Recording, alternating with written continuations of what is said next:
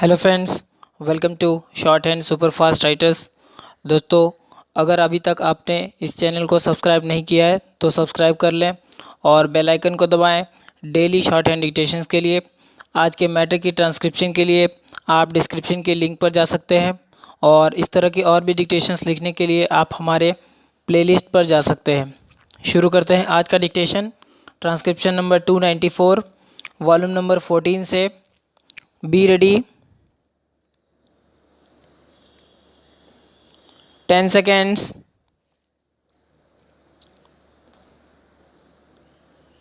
5 seconds.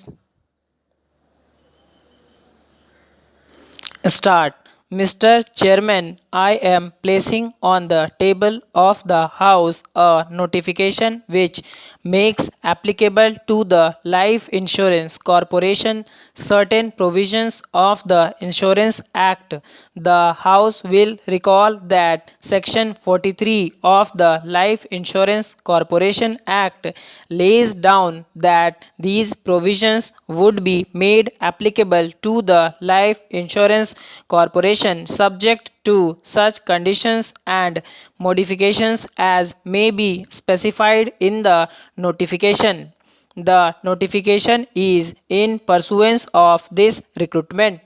One of the sections which the notification deals with is Section 27 of the Insurance Act. It is by now common knowledge that this section defines in fairly precise terms the ambit within which an insurer could operate in the matter of investments. By making it applicable to the Life Insurance Corporation, government is laying down the framework within which the Life Insurance Corporation can similarly operate. In short, this modified section contains by and large the investment policy which the Life Insurance Corporation will follow. There are good reasons as to why the salutary provisions of the Section 27 should be retained. Both the freedom given and the restrictions imposed by it have stood the test of time. While ensuring the safety of the policyholders' money, the possibility of augmenting profits has also been afforded. For this reason, Section 27 has proved satisfactory both to the insurers and the policyholders. We therefore have followed these principles subject only to such changes as have become necessary owing to the fact that investments which were previously spread over 240 odd companies are now held by one single corporation.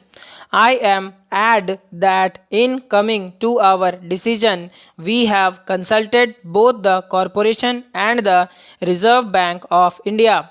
Under the scheme referred to, the investments of the Life Insurance Corporation will be divided into three broad categories. Firstly, the government and approved securities, which generally mean gilt-edged securities. Secondly, investments approved under this very section. And thirdly, their investments. The limitations are that at least 50% of the total funds should be held in government and approved securities and not more than 15% should be held in the form of other investments.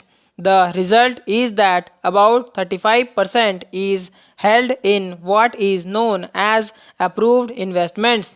There is also a provision for investment in the private sector. To a large extent, the modifications suggested in respect of approved investments are of a minor character. It was necessary to make them because of the altered conditions which obtained after nationalization of life insurance. But I shall in particular draw attention to the modified Section 27A, while the former enables the maximum limits of holdings of the corporation in the ordinary shares of the companies to be raised from 10% to 30% of the subscribed ordinary capital. The latter modification will permit the corporation to invest in private limited companies also with the prior approval of the central government. There are certain other matters pertaining to the investment policy of the Life Insurance Corporation which I feel are of some importance. I shall mention these briefly.